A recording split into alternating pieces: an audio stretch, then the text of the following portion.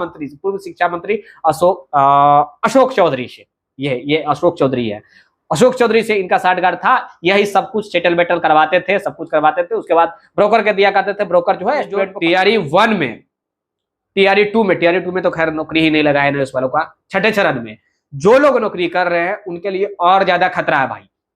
लग रहा था कि छठा चरण में जो हो गया है या फिर एनआईओएस वाले जो शिक्षक बन गए टीआरई 1 में, उन लोग की बल्ले बल्ले है, उन लोग का पारघाट लग गया है, वो लोग शिक्षक। नमस्कार दोस्तों, कैसे हैं? आई होप आप लोग स्वस्थ होंगे, मस्त होंगे और भाई साहब तंदुरुस्त भी होंगे।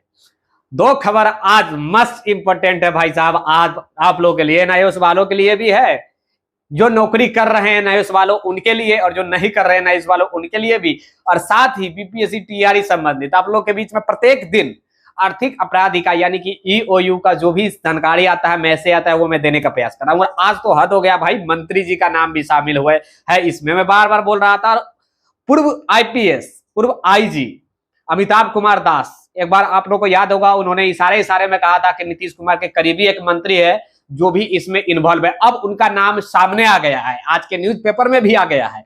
आप देखेंगे एक नहीं दो मंत्री जी का इसमें नाम है। मैं इनके बारे में भी बात करूंगा। साथ भी एनआईओ संबंधित हाई कोर्ट और सुप्रीम कोर्ट की तरफ से बहुत बड़ा डिसीजन आया है, उसके बारे में मैं बात करूंगा।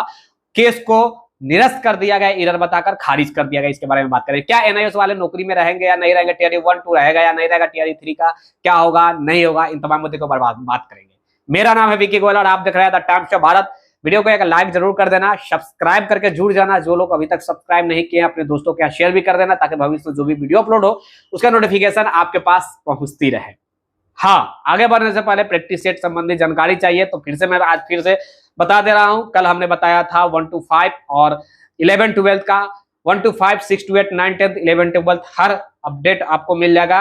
आप देख सकते हैं स्क्रीन पे दिख रहा है, या फिर डिस्क्रिप्शन चेकआउट कीजिए, आपको मिल जाएगा। अगर नोट्स चाहिए एनसीईआरटी का फ्री ऑफ कॉस्ट, या फिर सब्सक्रिप्शन चार्ज वाला भी चाहिए, तो डिस्क्रिप्शन में मैं लिंक दे रहा हूं, वो भी एप्लीकेशन डाउनलोड कीजिए, इंस्टॉल कीजिए, वहां से भी आप लोग ले सकते हैं नोट्स। देख लीजिए भाई साहब, आज के न्यूज़पेपर में पहले कहा गया कि बीपीएससी पेपर लीक मामले में जदयू नेता सह रालोसपा के पूर्व संगठन सचिव गया से धराया है। भाई साहब, गया से इन्हें पकड़ा गया है। अब इनका नाम तो आप लोग जानते ही है, इनका नाम जस्ट होल्ड कीजिए, शक्ति सिंह इनका नाम है भाई साहब। ये आपको देख सकते हैं, एजुकेशन मिनिस्टर जो कि पूर्व शिक्षा मंत्री हैं, उनके साथ भी आपको इनको फोटो नजर आ रहा होगा। साथ ही उपेंद्र कुशवाहा के साथ भी आपको नजर आ रहे होंगे। यानी कि देखिए, सीधा बात आप लोग समझ जाइए, धांधली वही कर सकता है जिसका ऊपर तक पहुंच है। ये तो खैर आप लोग भी जानते हैं, लेकिन अब नाम खुलकर आया है। जो इनका नाम शक्ति सिंह है, ये शक्ति सिंह भाई साहब जो है, ये धांधली के कहा जा रहा है कि यही पेपर लीक कराए थे। और तमाम प्रकार के इनके बारे में अपडेट है, हर चीज के बारे में, कौन कौन से पेपर में इनका नाम आया, तो यानी कि कौन कौन से पेपर धांधली जो हुआ, कौन कौन से पेपर में ये संलिप्त रहे हैं।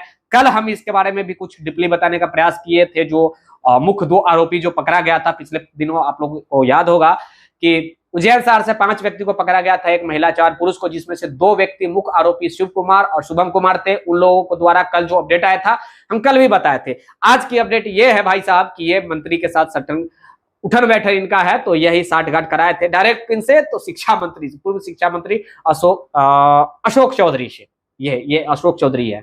अशोक चौधरी से इनका साठगांठ था। यही सब कुछ सेटल बेटल करवाते थे, सब कुछ करवाते थे। उसके बाद ब्रोकर के दिया करते थे। ब्रोकर जो है स्टूडेंट को पकड़ कर जो भी है सीट बेचा करता था भाई, 5 लाख हो, 7 लाख हो, 10 लाख हो, सीट बेचा करता था। मैं बात कर रहा हूँ टीआरई 3 का। टीआरई 2 के बारे में भी कल हमने बताया था कि टीआरई 2 का भी पेपर जो लीक से जुड़ा हुआ कल जानकारी मिला है। जो शिव कुमार, डॉक्टर शिव कुमार है, उन्होंने नाम लिया। चाहे नीट की बात किया जाए, उत्तर प्रदेश पुलिस की बात किया जाए, या फिर बीपीएससी की बात किया जाए, तो तमाम ये सब कुछ अपडेट है। आप लोगों के बीच ये सही प्रश्न था कि ऊपर तक कुछ जरूर कोई लोग जुड़े होंगे, और देख लिए संजोग, जेडीयू के बड़े नेता, गद्दावर नेता के जो भी है करीबी जो है इसमें जुड़े हुए हैं। करीबी मैं कह सकता हूं कि साथ में जो रह रहा है भाई, वो करीबी होता है। अपना कोई अननोन व्यक्ति को तो कोई मंत्री साथ में नहीं रखता है। तो ये सब कुछ है, कौन है? तो अशोक चौधरी है। वही अशोक चौधरी जो पूर्व में शिक्षा मंत्री रहे हैं बिहार में। आप समझ सकते हैं, जब बिहार के शिक्षा मंत्री ही जब इसमें इन्वॉल्व रहे हो, तो शिक्षा विभाग की सीट का कोई बेचना या फिर इधर उधर करना कोई बड़ी बात है? नहीं, बड़ी बात है। जो चाहे वो लोग वो कर सकते थे। अब हम आते हैं एनआईओएस के संबंधित अपडेट आया है, एक अपडेट आप लोग के बीच वो मिल गया होगा, मुझे जहां तक लग रहा है अपडेट, फिर भी मैं बताना चाहूंगा। एक केस था, आप लोग जानते हैं वो केस पटना उच्च, सबसे पहले मैं थोड़ा सा डीपली से आप लोगों को बताने का प्रयास कर रहा हूं, कुछ लोग नहीं समझ रहे हैं। देखिए, पटना उच्च न्यायालय द्वारा एलिजिबल करार किया गया था पिछले छठे चरण की जो बहाली हुआ था उसमें एनआईओएस कैंडिडेट को, एनआईओएस वाले आवेदन किए, मार्क्स यानी कि अचीव किए, उसके बाद वो लोग नौकरी किए छठा चरण में, जो मैं छठा चरण की पहले मैं बात कर रहा हूं एनआईओएस वालों को।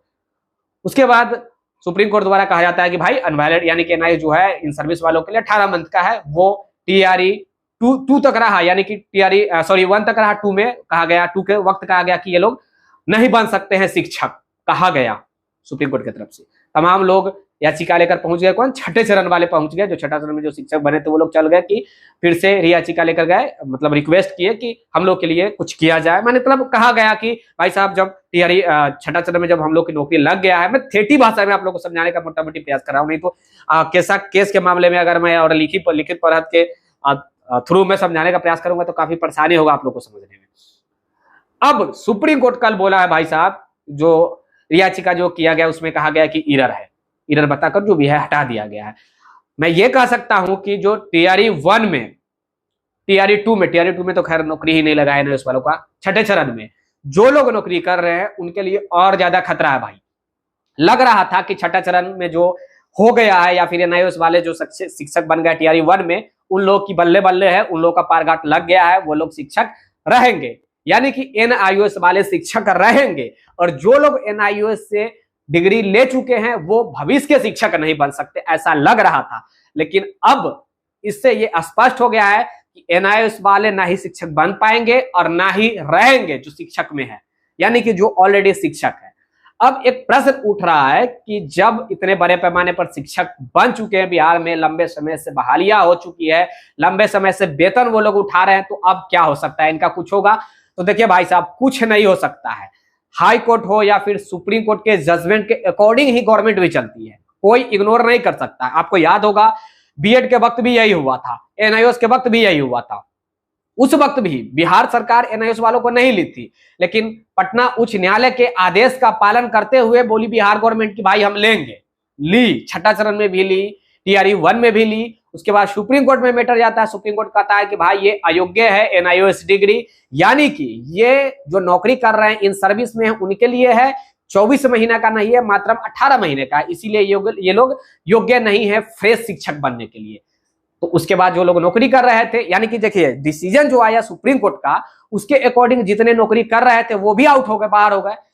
वो लोग याचिका, पूर्ण याचिका दायर किए सुप्रीम कोर्ट में, डबल बेंच में, पटना उच्च न्यायालय में सिंगल बेंच में जजमेंट आया था, आप लोग को याद होगा, केस नंबर भी मैं दिखला दूंगा, आप लोग देख लीजिएगा। तो अब कहा गया कि भाई आप जो याचिका जो दायर की है ये एरर है, यानी कि आपने जो रिक्वेस्ट किया है सुप्रीम कोर्ट में वो एरर है, यानी कि खारिज कर दिया है। अब इससे मुश्किल बढ़ गई है उनके लिए जो इन सर्विस में चले गए हैं, मैं कह सकता हूं कि जो सर्विस में ऑलरेडी अभी हैं उनके लिए मुसीबत हो गई है। अब देख लीजिए, जो नौकरी में नहीं है वो तो ऑलरेडी बाहर है, जैसे कि आप लोग अगर एनआईओएस वाले हैं और अभी आप शिक्षक नहीं होंगे तो आप टीआरई 3 में भी आवेदन नहीं किए होंगे, जहां तक मुझे मालूम है। तो टीआरई 2 में आपने नहीं बना, आपका मेरिट नहीं बना, टीआरई 3 में आपने आवेदन नहीं किया, तो आप लोगों के बीच एक प्रश्न था कि आखिर एक डिग्री से मेरा नौकरी नहीं हो रहा है और सामने वाले व्यक्ति का नौकरी हो रहा है। छठे चरण में नौकरी दे दिया गया, टीआरई 1 में नौकरी दे दिया गया, बाद में कहा जा रहा है कि तुम लोग अयोग्य हो, तुम लोग योग्य नहीं हो। तो क्या एक डिग्री से, यानी कि भारत, हमारे देश में जो है लोकतंत्र है और यहाँ पे एक कानून है, एक कानून सब पे लागू होता है, चाहे वो राजा हो या फिर प्रजा हो, या फिर नौकरी में हो या फिर नौकरी में नहीं हो, यानी कि एक डिग्री सबके लिए इक्वल है, एक रूल सबके लिए इक्वल है। तो फिर आप लोगों को क्यों बाहर किया गया और वो लोग को क्यों सर्विस में है? वो लोग यही रिक्वेस्ट लेकर गए थे कि भाई हम लोग को रहने दिया जाए, उनको खारिज कर दिया गया। अब वो लोग को खारिज किया गया तो क्या होगा उन लोग का? तो उन लोग का सिचुएशन वही हो गया है बीएड वाला सिचुएशन। आपको याद होगा कि छठा चरण में 22,000 बीएड कैंडिडेट शिक्षक बने थे, उसके बाद सुप्रीम कोर्ट के जजमेंट के अनुसार बीएड बाहर हो गया, फिर से रिक्वेस्ट करने के लिए बीएड वाले गए थे भाई हाई कोर्ट में, हाई कोर्ट ने उन्हें निरस्त कर दिया। तो वही रास्ते पर दोनों खड़े हैं, 22,000 वाले बीएड शिक्षक और उसके बाद एनआईओएस वाले भी एक ही रास्ता पे दोनों खड़े हैं। दोनों का नैया जो है वो डगमग कर रहा है। मैं ये नहीं कर रहा हूं, मैं डरा नहीं रहा हूं, जो हकीकत है वही मैं बता रहा हूं और अभी भी वही बता रहा हूं। अब देख लीजिएगा, एनआईओएस आउट होगा ही, देखिए वैलिड होगा तो ऑलरेडी ऑल स्टूडेंट के लिए वैलिड होगा, जो नौकरी में है उनके लिए, जो नौकरी में नहीं है उनके लिए भी, वो भी भविष्य में शिक्षक बन पाएंगे। बीएड वाले जिस प्रकार सिचुएशन में है इक्वल वही है एनआईओएस के साथ। एनआईओएस वाले भी अब बाहर होंगे, जो ऑलरेडी एनआईओएस में शिक्षक है वो भी बाहर होंगे, जो नहीं है भाई वो तो ऑलरेडी बाहर ही है। तो देखिए क्या कुछ चल रहा है, आगे देखते हैं क्या कुछ करता है भाई साहब कोर्ट। लेकिन अभी तक के हिसाब से एनआईओएस की स्थिति खराब है, एनआईओएस वाले आउट है। हमने कोशिश किया जो भी जानकारी था आपके बीच पहुंचाने का, चाहे एनआईओएस वाला का मैटर हो, बीएड का मैटर हो, या फिर टीआरई 3 का मैटर। टीआरई 3 का क्या है, तो भैया मंत्री जी का इसमें नाम अब आ रहा है, मंत्री जी भी टंगाएंगे अब। यानी कि मैं बात कर रहा हूं जेडीयू के कुछ मंत्री है, मैं उंगली ऐसे करके नहीं उठा रहा हूं, ये आज के न्यूज़पेपर में भी दिया गया है, आप लोग जाकर पढ़ सकते हैं स्पष्ट तरीका से। मैं सामने भी लगा दूंगा, वो भी स्पष्ट तरीका से आप लोग पढ़ लीजिएगा, ज्यादा अच्छा से समझ में आप लोग को आएगा। खैर चलिए अपना अपना प्रतिक्रिया बताइएगा। अगर इसके बावजूद कोई प्रश्न होगा तो कमेंट बॉक्स में अपना प्रश्न जरूर कीजिएगा। एप्लीकेशन आप लोग इंस्टॉल कीजिए, डिस्क्रिप्शन में मैं लिंक दे रहा हूं, उस एप्लीकेशन के थ्रू आप लोग जो भी है फ्री ऑफ कॉस्ट मटेरियल भी ले सकते हैं। लेटेस्ट जो भी नोटिफिकेशन आता है एजुकेशन संबंधित वो भी मैं देने का प्रयास करता हूं, साथ ही आपको वहां पे सब्सक्रिप्शन भी मिल जाएगा। तो हर चीज वहां पे आपको प्रोवाइड कराया जा रहा है, आप लोग वहां से भी आप लोग ले सकते हैं। तब तक के लिए जय हिंद जय भारत। वीडियो को लाइक शेयर और सब्सक्राइब जरूर कर देना, भविष्य में वीडियो आपको मिलता रहे, सब्सक्राइब करके जुड़ जाइएगा। तब तक के लिए जय हिंद जय भारत जय भारत।